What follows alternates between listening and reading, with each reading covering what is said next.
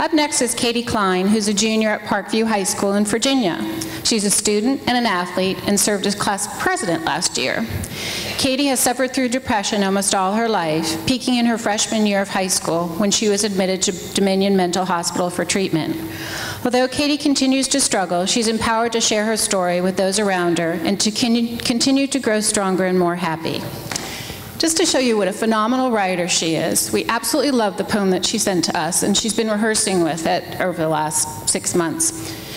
Yesterday, she decided she wasn't happy with what she had written, and she rewrote it and sent it to me at midnight last night.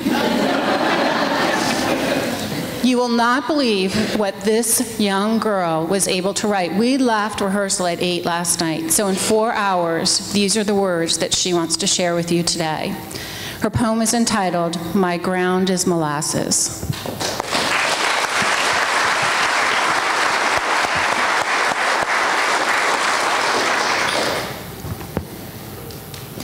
Have you ever seen the last bright ember in a fire?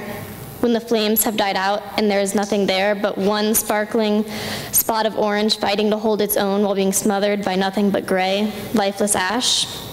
That is me. I often think back to the bleak winter days of 2 years ago when I was almost extinguished. I remember sitting in the linoleum halls of a psych ward, feeling nothing and everything at once. But one feeling went above all the rest. I felt it from the arch of my foot to my temples, and that feeling was guilt. At 15, I had caused my family more pain than I could ever imagine. I had made my mother find me in my garage, sobbing, screaming, and silent all at once. It was my mother who had to watch burgundy water swirl down the drain in our bathroom sink as she cleaned off what I had done to myself. It was my father who had to watch his baby girl lie in bed day after day after day, wishing she could lie in the ground forever. It was my brother that was placed on the back burner while my parents were consumed with the grief of their almost gone daughter. It was my grandma who had to relive the agony and fear of me almost leaving the world the same way her brothers did. It was my friends that had to wonder what they should have said or should have done, frustrated with the fact that retrospect is 2020. Mental illness does not affect only those who are diagnosed. And it is I, the girl that seemingly has everything, that sits in my bed in the middle of the night and cries on the select nights when I fall towards oblivion and feel as though my last spark is being suffocated by my very own existence. I stay awake all night, silently sobbing, curled up in my covers like a bud before it blooms. I pray to a God that I'm not even sure I believe in, to either wipe the burden that is my life off this earth or to wake me up from my nightmare.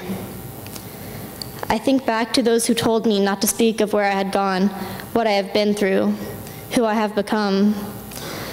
They acted as if blind faith and some motivation would make me better. But guess what? It didn't. I've learned that what was wrong with me was not a flaw in character, but in chemistry. For years, my ground was molasses, pulling me down and dragging me. The air I breathe is smoke, every day causing me to cough until I cry. I am in a constant battle with myself, with razor blades, with the world. I may just be a single ash, but as we all know, a single ember can start a raging fire, and that is what I intend to do.